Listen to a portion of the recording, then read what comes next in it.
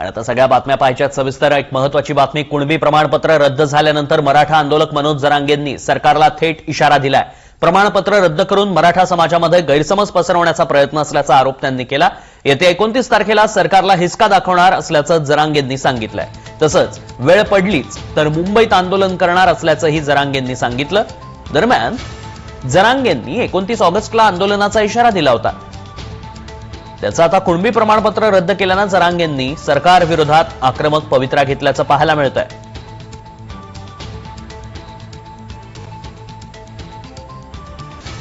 मनोज जरांगेंनी उपमुख्यमंत्री एकनाथ शिंदेंसह त्यांच्या पक्षातील नेत्यांवरती जोरदार हल्लाबोल केला। एकनाथ शिंदेच डबल गेम खेळत असल्याचा संशय त्यांनी बोलून दाखवलाय। तर उदय सामंत, शंभूराज देसाई, शिरसाटांसह शंभूराज देसाईंवर टीका करण्यात आली आहे। भाजपचे प्रवीण दरेकर, प्रसाद लाड, विखे पाटील आता शांत का आहेत असा सवालही जरांगेंनी विचारलाय। 3000 लोकांचा वाटोळा करायला लागला तुम्ही त्या दही अंड्याच्या। आता तुम्ही याचं त्या जिल्हा परिषद सदस्याचं वाटोळा करून टाका। ह्या लेकरांचं पाप कोण डोक्यावर घेणार आता? फडणवीस तुम्ही का?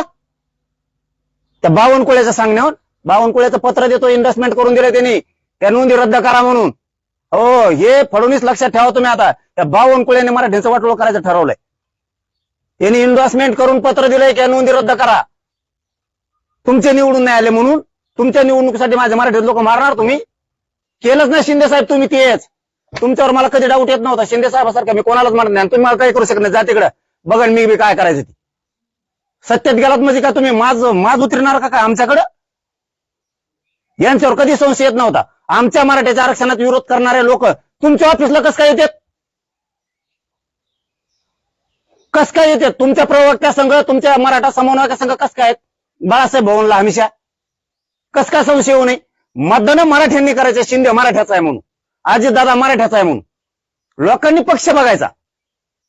आपले मराठ्यांचे अजितदादा, आपल्या मराठ्यांचे शिंदे साहेब, मतदान करायचं। आणि तुमचा प्रवक्ता मराठा सेवक मराठ्यांच्या विरोधात आंदोलन करणारे तुमच्या ऑफिसला कसं काय भेटायचं हमेशाच?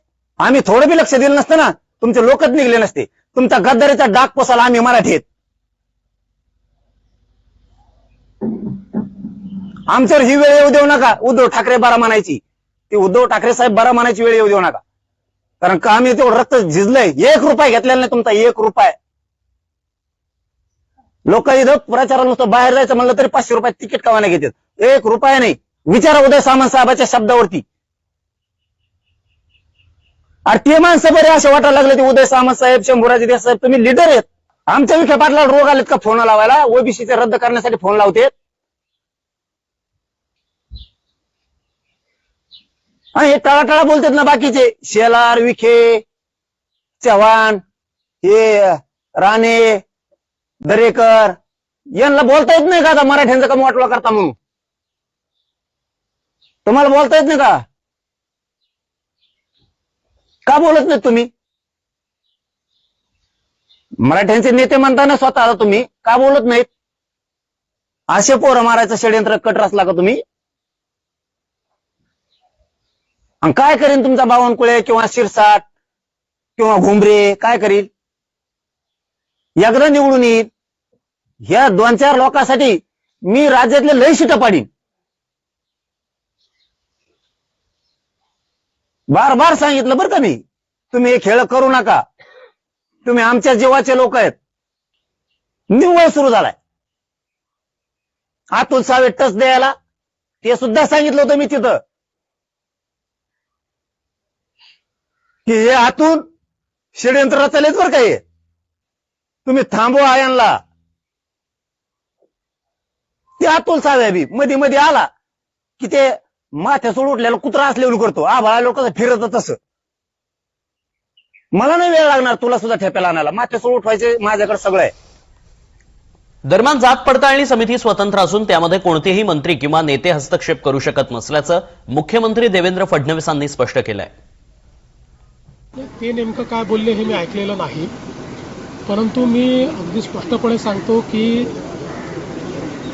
प्रमाणपत्र जेव्हा जात पडताळणी समितीकडे जातात त्यावेळी या जात पडताळणी समिती पूर्णपणे सर्वोच्च न्यायालयाच्या निर्णयाच्या अंतर्गत काम करतायत। राज्य सरकारचं त्याच्यामध्ये कुठलीही दखलंदाजी नाही. निश्चितपणे आम्ही मी एक गोष्ट निश्चितपणे सांगतो की कुठलेही मंत्री असं करणार नाहीत.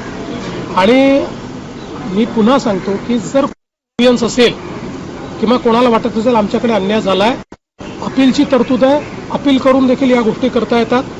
ज्या त्रुटी समितीने काढलेल्या आहेत त्या त्रुटीची पूर्तता करता येते.